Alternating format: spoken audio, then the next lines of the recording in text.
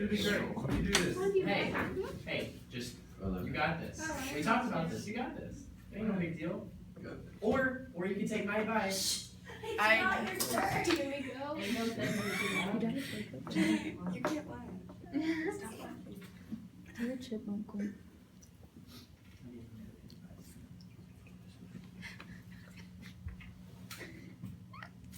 Dude, you ready? This video the whole time. Go ahead.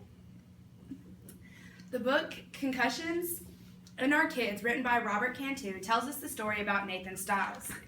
Nathan Stiles is a 17-year-old senior at Spring Hill High in Kansas, and he was a superstar when it came to football. He was also a very good person whenever he wasn't being an athlete. Thursday evening, near the end of the first half of a football game, Nathan went up for an interception, got the football, came down, and was tackled, which looked like a normal tackle. He walked to the sideline, complaining about his head kind of hurting, sat down, and then proceeded to get back up to go back into the game, and he collapsed. He was then taken to the hospital, and then later that night died. Nathan is the youngest athlete to ever die of chronic traumatic encephalopathy, which is commonly known as CTE.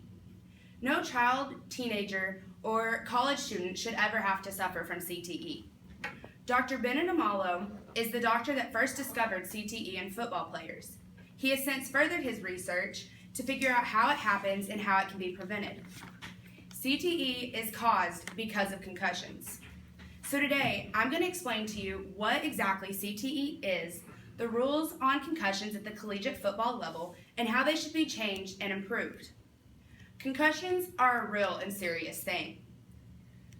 Chronic traumatic encephalopathy was a condition that doctors thought only was found in boxers until Dr. Amalo found it otherwise in 2002.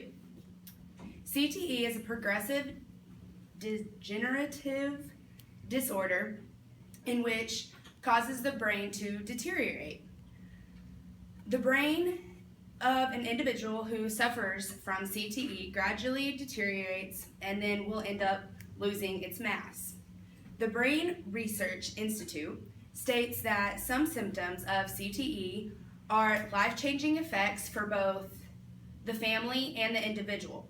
Most of the common symptoms that the Brain Research Institute states are that there could be memory loss, difficult controlling impulses, erratic behavior, impaired judgment, behavioral disturbances, aggression, depression, difficult with balance, and gradual onset of dementia.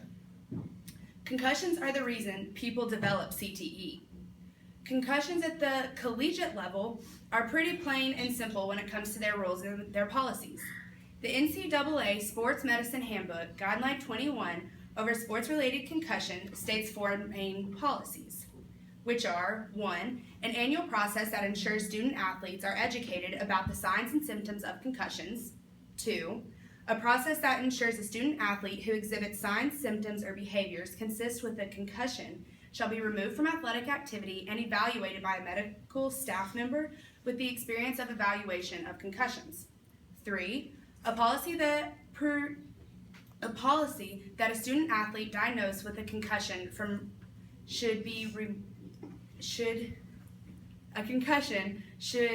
evaluated before returning to an athletic activity for at least the remainder of the calendar day. 4, a policy that requires medical clearance for a student-athlete diagnosed with a concussion to return to athletic activity as determined by a physician.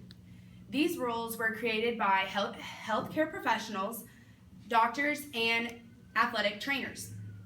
But are they enough? These rules do not help prevent or make any of the student-athletes tell about their symptoms or if they have experienced any type of brain trauma, injury, or concussion. So these rules are not benefiting the players at all. As a football student-athlete, it is easy to hide your symptoms and if you were to get a concussion. But that's not what we want, because getting because the more people that are diagnosed with concussions could lead to people getting CTE. So, collegiate football student athletes should be required before and after seasons to take a wired brain test. Not just one of the, if you can remember these words, then you can be cleared.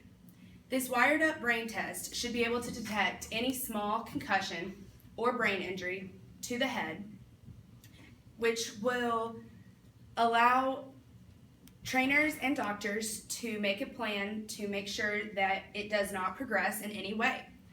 And in the future, this can help because student athletes will know the risks and the things that they can do to prevent any other concussions and know whether they should keep playing or not. We need to make a more exact way of showing that college athletes are experiencing more traumatic brain injuries due to their playing time.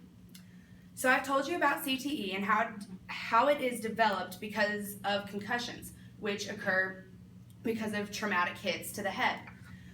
The collegiate rules are very vague on how they deal with concussions, and they should be changed to rules that are more specific on the actual brain scans so that you know what exactly is happening in